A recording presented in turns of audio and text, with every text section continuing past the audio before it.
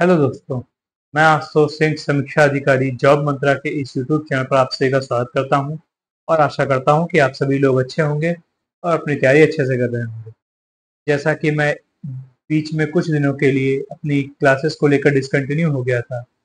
आप लोग जान रहे होंगे कि इस समय वायरल फीवर का सीजन चल रहा है, तो थोड़ा सा भी मुझे दिक्कत हो गई थी। तो मैं क्लासेस नहीं ले पा रहा था, लेकिन अब मैं फिर से थोड़ा सा सही फील कर रहा हूँ, तो क्लासेस लेना मैंने स्टार्ट कर दिया है।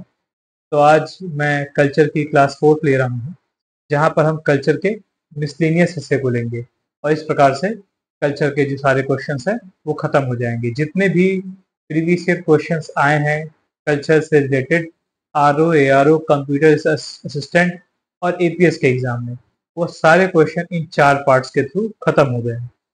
अगर आपने प्रीवियस पार्ट्स नहीं देखे हैं तो आप उन्हें देख लीजिए। ठीक, तो चलिए आज के हम पहले क्वेश्चन पे चलते हैं। क्वेश्चन शुरू करने से पहले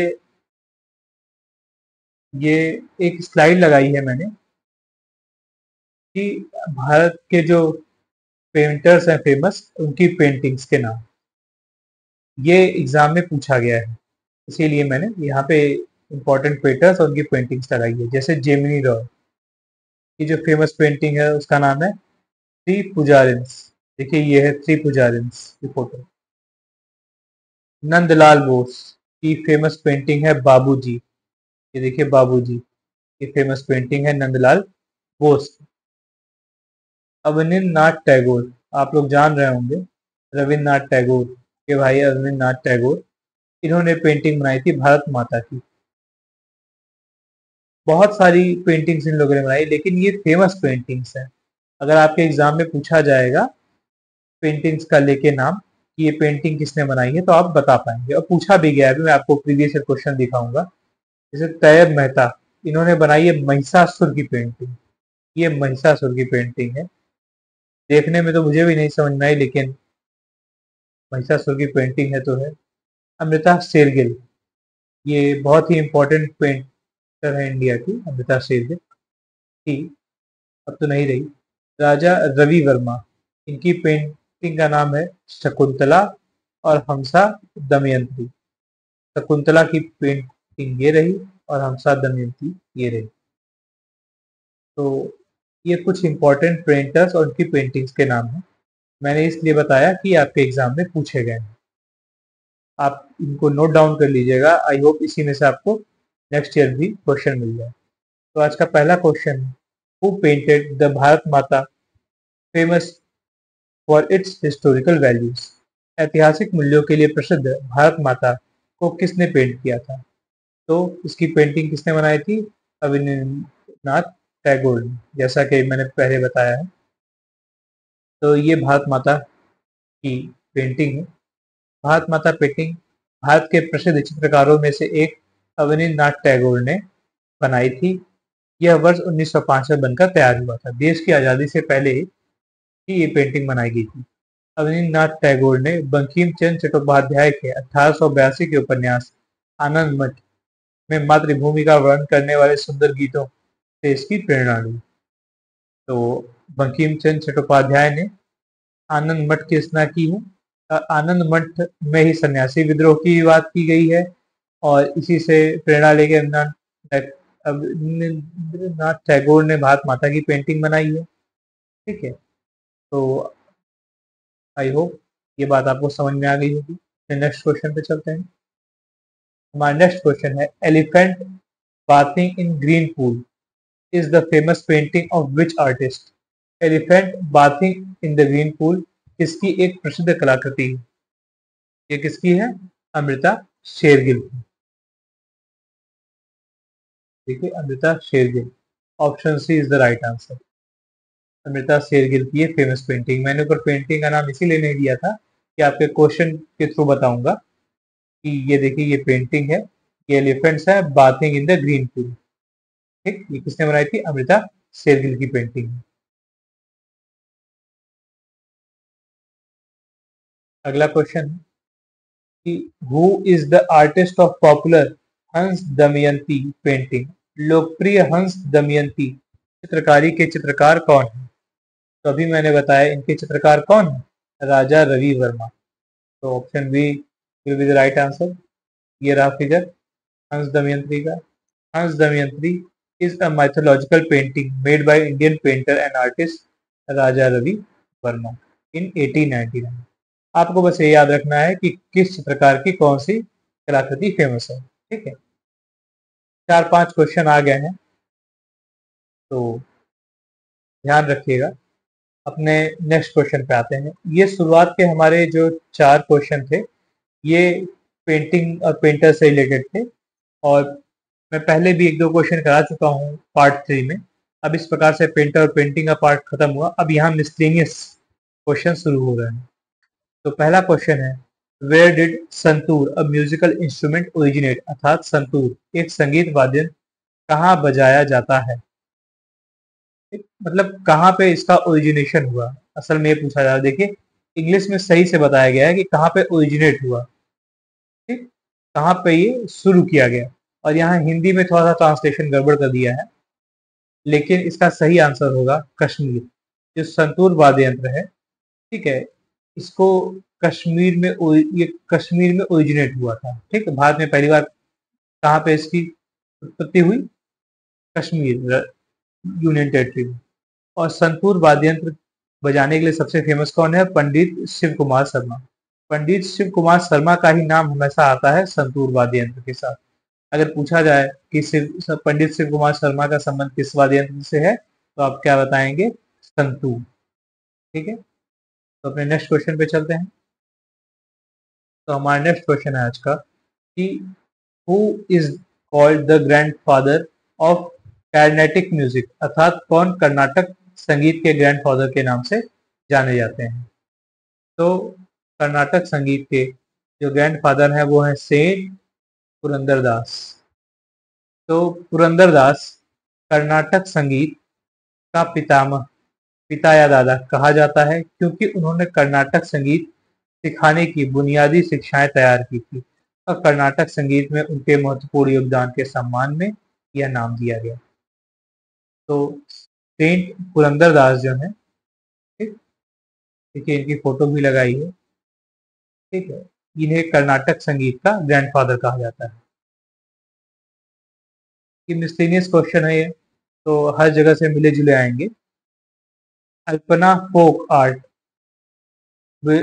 belongs to which place, alpana लोक कला किस राज्य से संबंधित है। ये पश्चिम बंगाल से संबंधित है, वेस्ट बंगाल।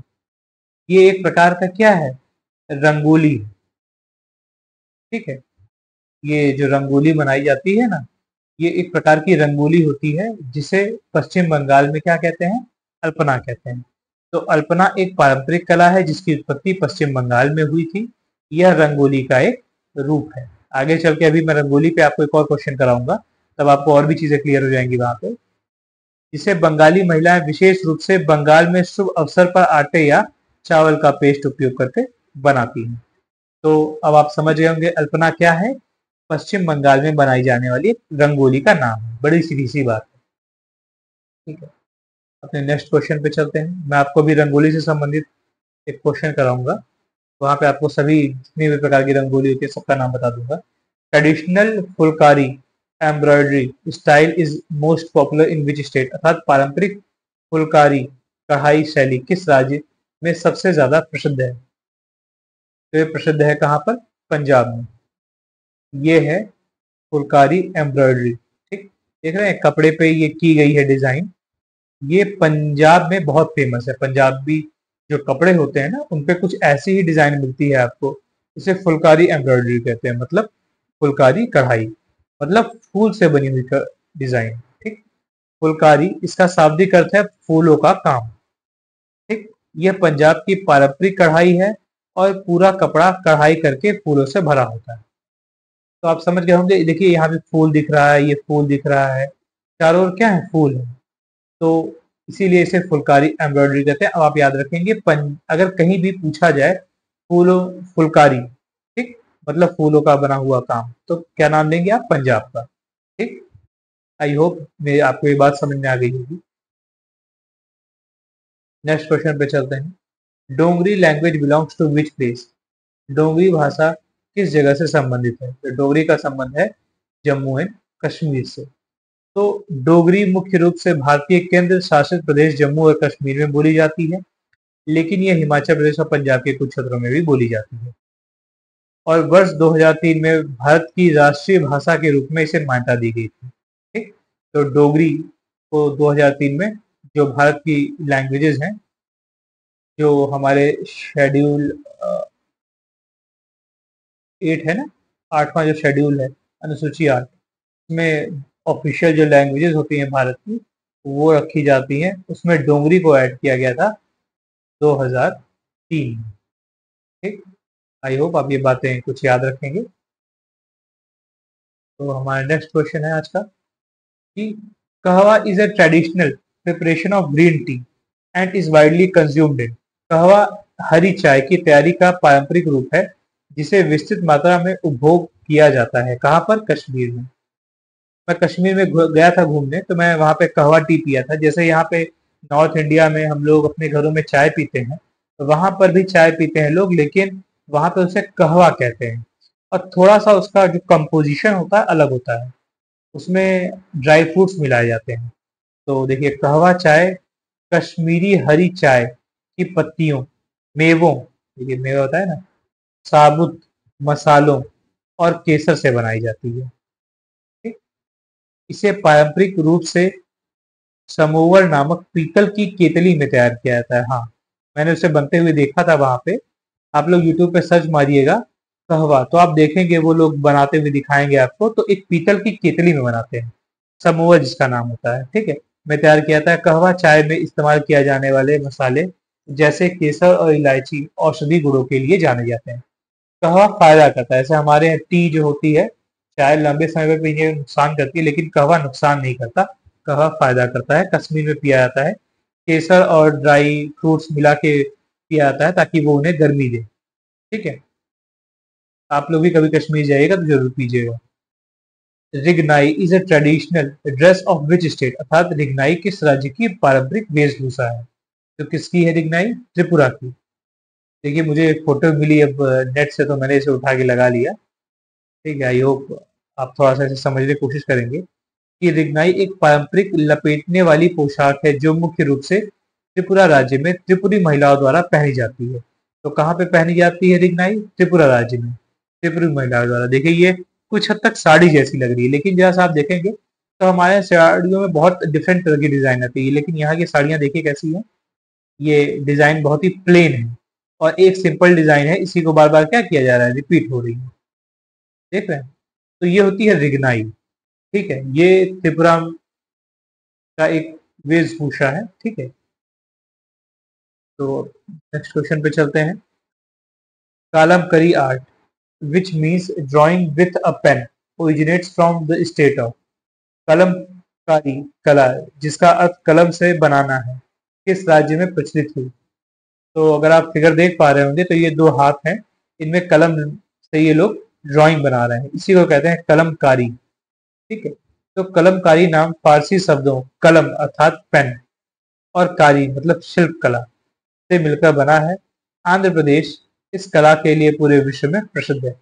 बताइए, तो कलमकारी के लिए, कलम से जो आर्ट बनाने के लिए कौन फेमस है पूरे विश्व में? आंध्र प्रदेश। ठीक, नेक्स्ट क्वेश्चन पे चलते हैं। Name the martial art form of Kerala. Kerala की सामरिक युद्धाय कला प्रकार का नाम उचित बताएं। कुल मिला के ये कह रहा है कि केरल में एक मार्शल आर्ट का फॉर्म है जिसका आपको नाम बताना है।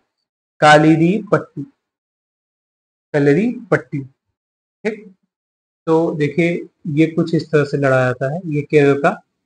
ये कुछ इंडिया के मार्शल डांस आर्ट फॉर्म्स है। ठीक है, ये केरल का है काली पट्टू, जो कि भारत का सबसे पुराना मार्शल आर्ट फॉर्म है। पहले मुझे लगता था कि केवल चाइना और जापान जो कंट्रीज होती है वहाँ मार्शल आर्ट होता है, लेकिन बाद में पता चला कि हमारे देश में भी बहुत तरह के मार्शल आर्ट्स होते हैं। जैसे कलारी पट्टू, ये भारत की सबसे पुरानी मार्शल आर्ट है जो कि केरल राज्य में होती है, इसलिए सबसे ज्यादा इंपॉर्टेंट है। ठीक है, सिलंबम होती है तमिलनाडु में। ठीक, थांग ता और सरित सरक मणिपुर में होती है। थोड़ा हिमाचल प्रदेश, गतका पंजाब, ये इंपॉर्टेंट है गतका। ठीक। मुस्ती युद्ध वाराणसी, ये भी इंपॉर्टेंट है। परीखंडा बिहार में राजपूतों द्वारा निर्मित है। ठीक। तो देखिए ये गटका है। ठीक है, पंजाब में की जाती है। सिलंबम कहाँ पे की जाती है? तमिलनाडु में। ठीक है, तो ये भी एक नॉर्थ ईस्ट का मार्शल आर्ट फॉर्म है। और भी बहुत से मार्शल आर्ट फॉर्म थे, लेकिन इंपॉर्टेंट ये थे इसलिए मैंने इन्हें बताया है केवल। ठीक है, आई होप आप इन्हें नोट कर लेंगे। और मोस्ट ऑफ द प्रॉब्लम अगर उन्हें पूछना होगा तो ये पूछेंगे कराली पट्टू, और नहीं तो ये गतका है, मुस्ती युद्ध है। ठीक है, ये इंपॉर्टेंट है। तो नेक्स्ट क्वेश्चन पे आते हैं। Rangoli is a popular folk art form of which of the following state of India? निम्नलिखित भारतीय राज्यों में रंगोली किस राज्य की एक प्रसिद्ध लोक कला है? अब आपको पता होगा दिवाली आने वाली है, तो दिवाली में घरों में रंगोलियां बनाई जाती हैं। हमारे नॉर्थ इंडिया में इसे रंगोली कहते हैं, लेकिन मूल रूप से रंगोली का संबंध किस राज्य से है वो पूछा जा रहा है। तो रंगोली जो नाम है उसका संबंध है महाराष्ट्र से। और अलग अलग राज्यों में भी रंगोली को अलग अलग नामों से जाना जाता है। ठीक है, बनाते हम रंगोली अलग अलग राज्यों में, उनके अपने खुद के अलग अलग नाम है। तो rangoli is a popular folk art form that originated in Maharashtra. ठीक। However the art form has different name in different regions of India. Bharat के अलग अलग राज्यों में अलग अलग नामों से आता है। जैसे तमिलनाडु में इसे कोलम कहते हैं, अल्पना इसे कहते हैं वेस्ट बंगाल में। देखिए अभी यही जस्ट क्वेश्चन आया था, क्या पता अगली बार कोलम आपसे पूछ ले।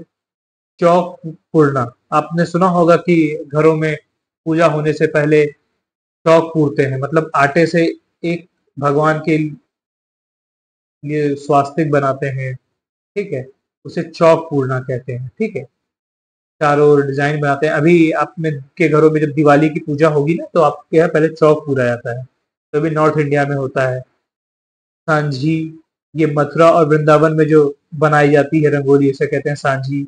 ठीक है, मंडाना, ये राजस्थान और मध्य प्रदेश में की जाती है मंडाना। गहुली और सतिया, ये गुजरात में नाम है। ठीक है, तो आप इन्हें याद रखिएगा, ये डिफरेंट है, रंगोली ही नाम अलग अलग है अलग अलग क्षेत्रों में। ठीक। तो अपने नेक्स्ट क्वेश्चन पे है, Gandhara school of art is related to which of the following dynasties? Gandhara कला विद्यालय निम्नलिखित में से किस राजवंश से संबंधित है? तो गांधार का संबंध किसने है? गांधार कला का कुषाण से। और कुषाण में भी कौन से प्रमुख राजा थे? कुषाण जो डायनेस्टी थी उसमें जो कनिष्क थे, इनका बहुत ही ज्यादा इंपॉर्टेंट योगदान था गांधार कला के डेवलपमेंट में। तो गांधार कला शैली बौद्ध कला की एक शैली थी। किससे संबंधित है गांधार कला का? बौद्ध कला से। यहाँ पे बुद्ध की प्रतिमाएं बनती हैं इसलिए। जो पहली शताब्दी ईसा पूर्व से चौथी शताब्दी ईस्वी तक आधुनिक अफगानिस्तान और पाकिस्तान के गांधार क्षेत्र में फली फूली। तो कहाँ पर ये शैली का जन्म हुआ और फली फूली है? अफगानिस्तान और पाकिस्तान के गांधार क्षेत्र में। ठीक। कुषाण वंश से जुड़ी हुई है कला, और कुषाण सम्राट कनिष्क के शासनकाल के दौरान यह कला शैली खूब फली फूली। तो जो बातें इंपॉर्टेंट होती हैं वो मैं रेड कलर से हाईलाइट कर देता हूँ, बाकी तो सब कहानियां हैं। देखिए गांधार आर्ट है जहाँ पे हम बुद्ध जी की प्रतिमाएं बनाते हैं, बुद्ध जी से संबंधित और उनके जीवन से संबंधित। कहाँ पे गांधार कला का संबंध कहाँ से है? पाकिस्तान और अफगानिस्तान का जो गांधार क्षेत्र है वहां से है। किसने डेवलपमेंट में इसके महत्वपूर्ण योगदान दिया था? कुषाण वंश के कनिष्क राजा राजा जो थे उन्होंने। नेक्स्ट क्वेश्चन पे आते हैं। कल्याण mandapas was noted feature in construction of temples during the region of, मतलब यहाँ पूछा है के शासनकाल के दौरान मंदिर निर्माण में कल्याण मंडपम एक उल्लेखनीय विशेषता थी? विजयनगर साम्राज्य का सही आंसर होगा विजयनगर साम्राज्य। देखिए ये है कल्याण मंडपम, जिसमें देखिए ये एक स्टेज बनाया जाता था, आंगन क्या कहते हैं, या जो टेम्पल का जो एंट्री पॉइंट होता है वहां पे ऐसे एक स्टेज बनाया जाता था। और यहाँ पे भगवान जो विशेष त्योहार होते थे या कोई विशेष उपलक्ष्य के समय यहाँ पे भगवान की शादियां करवाई जाती थी और उनकी पूजा की जाती थी। और देखिए जो ये बने हुए स्टेज हैं कितने इस पे डिजाइनें बनी हुई हैं आप देख सकते हैं, बहुत ही अलग है नॉर्थ इंडिया के कंपेरेटिवली। ठीक है, तो विजयनगर साम्राज्य के शासनकाल के दौरान मंदिर निर्माण में कल्याण मंडपम एक उल्लेखनीय विशेषता थी।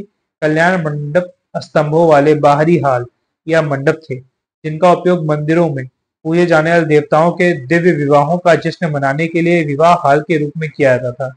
कल्याण मंडपों की कुछ उल्लेखनीय विशेषताओं में शामिल है स्तंभों वाले बाहरी मंडप और स्तंभों के शीर्ष पर बैठा हुआ शेर। ठीक, तो कल्याण मंडपम याद रखिएगा। अच्छा हाँ, मैं एक चीज बताना भूल गया था, जो प्रीवियस क्वेश्चन था आपका, ये गांधार स्कूल ऑफ आर्ट, ये बहुत ज्यादा इंपॉर्टेंट है, मोस्ट मोस्ट इंपॉर्टेंट क्वेश्चन है आपके आर्ट का। मैंने इसे 4 या 5 बार देखा है रिपीटेड होते हुए आपके सभी प्रीवियस ईयर क्वेश्चंस में, बहुत ज्यादा बार रिपीटेड हो चुका है। और आई होप अगर आपके जो पेपर आएंगे वो भी मल्टीपल सेट्स में आएंगे तो उसमें ये क्वेश्चन जरूर रिपीटेड होगा। ठीक, अगला क्वेश्चन है the murals of Ajanta caves depict stories from the, अर्थात अजंता की गुफाओं की भीति चित्र किसकी कहानियां दर्शाती हैं? किसकी कहानियां दर्शाती हैं? जातक कथाएं को दर्शाती है। जातक कथा किससे संबंधित है? बुद्ध जी से संबंधित है, भगवान बुद्ध। तो ये है अजंता की गुफाएं, देख रहे हैं, ये जो चट्टान होते हैं, चट्टाने पहाड़ों को काट के अजंता की गुफाएं अंदर अंदर बनी हुई हैं, और ये इनकी विंडोज हैं जो बाहर आपको दिख रही है। ठीक है, और देखिए इन जो गुफाओं के अंदर ऐसी पेंटिंग्स बनी हुई हैं। ठीक है, ये है अजंता की गुफा की पेंटिंग्स। तो अजंता की गुफाओं के भीति चित्र, इन्हें भीति चित्र कहते हैं। जातक कथाओं, बुद्ध के जीवन और बौद्ध पौराणिक कथाओं और संस्कृति के अन्य पहलुओं को दर्शाते हैं। तो जातक कथाएं क्या होती हैं? ये स्टोरीज होती हैं बुद्ध के पिछले जन्मों की। ठीक, तो अजंता की गुफाएं महाराष्ट्र के औरंगाबाद शहर के निकट स्थित है। पहली बात तो अजंता की गुफाएं कहाँ पे हैं? महाराष्ट्र के औरंगाबाद शहर के पास। और किससे संबंधित है? भगवान बुद्ध के जीवन से संबंधित है, अर्थात जातक कथाओं से संबंधित है, क्योंकि जातक कथाओं में भगवान बुद्ध की पिछले जन्मों की कहानियां हैं। ठीक, आई होप ये बात आपको याद हो जाएगी। और नेक्स्ट क्वेश्चन पे चलते हैं। देखिए अगला क्वेश्चन भी अजंता की गुफाओं से ही है कि Ajanta painting are related to, Ajanta की जो पेंटिंग है किससे संबंधित है? किससे संबंधित है बताया? भगवान बुद्ध से, अर्थात बुद्धिज्म से संबंध है उनका। ठीक, नेक्स्ट क्वेश्चन पे चलते हैं। Raag Bhairav or raag Bhairavi is traditionally performed at what time of the day? Raag Bhairav या राग भैरवी पारंपरिक रूप में दिवस के किस समय गाया जाता है? यह सुबह सुबह गाया जाता है, अर्ली मॉर्निंग, बहुत सवेरे। तो यह पारंपरिक रूप से सुबह के समय गाया जाता है। भैरव उन कुछ रागों में से एक है जिसे किसी भी मौसम में गाया जा सकता है। कोई भी मौसम हो, शरद हो, ऋतु हो या वर्षा ऋतु हो, ग्रीष्म ऋतु हो, किसी भी मौसम में सुबह सुबह गाया जा सकता है भैरव गीत। और कभी कभी उन्हें प्रातः कालीन रागों का राजा भी कहा जाता है। ठीक, जो प्रातः कालीन जो राग होते हैं उनका राजा कहा जाता है किसे? राग भैरव को। ठीक, तो इसीलिए इंपॉर्टेंट था और एग्जाम में पूछा गया। नेक्स्ट क्वेश्चन है कि एक community of people called Manganiyar is well known for their, Manganiyar लोगों का समूह किस लिए जाना जाता है? मतलब उनके लिए आया था, मतलब यहाँ पे किस लिए जाना जाता है होना चाहिए था। ठीक? तो ये मार्शल आर्ट परफॉर्म करते हैं? नहीं, ये म्यूजिकल ट्रेडिशन है वेस्ट नॉर्थ वेस्ट इंडिया में। हाँ बिल्कुल सही। अगर आपने कुछ मूवीज देखी होंगी राजस्थानी कल्चर की तो आप देखे होंगे कि ये कुछ लोग होते हैं जो रेगिस्तान में बैठ के पुराने जो वाद्य यंत्र होते हैं उनको लेके ऐसे बजाते हैं। ये होते हैं मांगड़ियार कम्युनिटी के लोग। ठीक, तो मांगनियार उत्तरी पश्चिमी भारत के राजस्थान राज्य के मुस्लिम संगीतकारों का एक समुदाय है। वे अपने संगीत परंपरा के लिए प्रसिद्ध हैं, जिसमें गायन और वाद्य संगीत दोनों शामिल हैं। अगर आप कभी राजस्थान जाएंगे तो आप इन्हें जरूर देख पाएंगे। ठीक है, बहुत ही फेमस टाइप ऑफ ये म्यूजिकल ट्रेडिशन है राजस्थान का। ठीक है, राजस्थान के जो पुराने लोग होते हैं वो इसे जानते हैं, मांगड़ियार। ठीक, नेक्स्ट क्वेश्चन पे चलते हैं। विच of the following dance form depicts the love of Krishna and Radha? निम्नलिखित में से कौन सा नृत्य शैली कृष्ण और राधा के प्रेम को दर्शाती है? तो रास लीला, जो रास लीला है ना, आप लोग सुने ही होंगे, भगवान श्री कृष्ण और राधा के प्रेम को दर्शाती है। देखिए भगवान श्री कृष्ण ये रासलीला के डांस में, और ये माता राधे। ठीक, तो ये रासलीला परफॉर्म की जाती है जब स्टेज पे। तो रासलीला एक पारंपरिक भारतीय नृत्य, नाटक और लोक नृत्य है जो कृष्ण के जीवन, विशेष रूप से उनके बचपन और युवावस्था को दर्शाता है। ठीक, नेक्स्ट क्वेश्चन पे आते हैं। In India Mewar festival is celebrated है, अर्थात भारत में मेवाड़ उत्सव मनाया जाता है। कहाँ पर मनाया जाता है? तो मेवाड़ फेस्टिवल मनाया जाता है उदयपुर में। उदयपुर जो कि राजस्थान की एक बहुत ही फेमस सिटी है, और हो सकेगा तो अगले साल मैं जरूर राजस्थान की ट्रिप पे जाऊंगा। तो वहाँ पे उदयपुर में मेवाड़ फेस्टिवल मनाया जाता है। बहुत ही उस दौरान जो वहाँ पे बहुत सी इमारतें हैं, उन्हें सजाया जाता है, बहुत से नाटक गीत होते हैं, ठीक है, और कठपुतलियों का डांस भी दिखाया जाता है। तो यही होता है Mewar festival. The Mewar festival is celebrated in Udaipur, Rajasthan. बहुत से सेलिब्रिटीज और बड़े बड़े लोग मेवाड़ फेस्टिवल देखने जाते हैं उदयपुर में। ठीक है,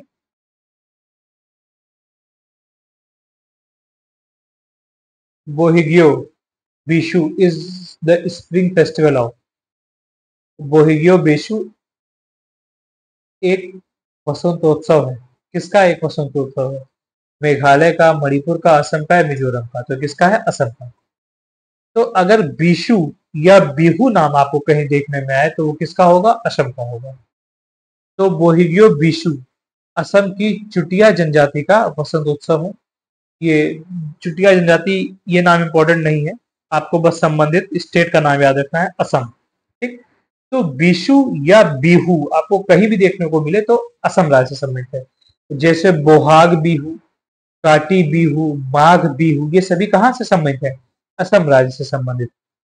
तो बिहू और बिशु, ये कोई भी नाम आपको दिखाई दे, बिना सोचे समझे असम मार दीजिएगा। ठीक, नेक्स्ट क्वेश्चन पे चलते हैं। नेक्स्ट क्वेश्चन है हमारा आज का, जो कि आखिरी क्वेश्चन है। Who among the following is the well known Kathak dancer? निम्नलिखित में से कौन कथक का प्रख्यात नर्तक या नर्तकी है? बेजू महाराज, बिल्कुल सही, पहला ऑप्शन है बिल्कुल सही है, बेजू महाराज। ये है बेजू महाराज, जो कि अपने कथक नृत्य के लिए विश्व प्रसिद्ध थे।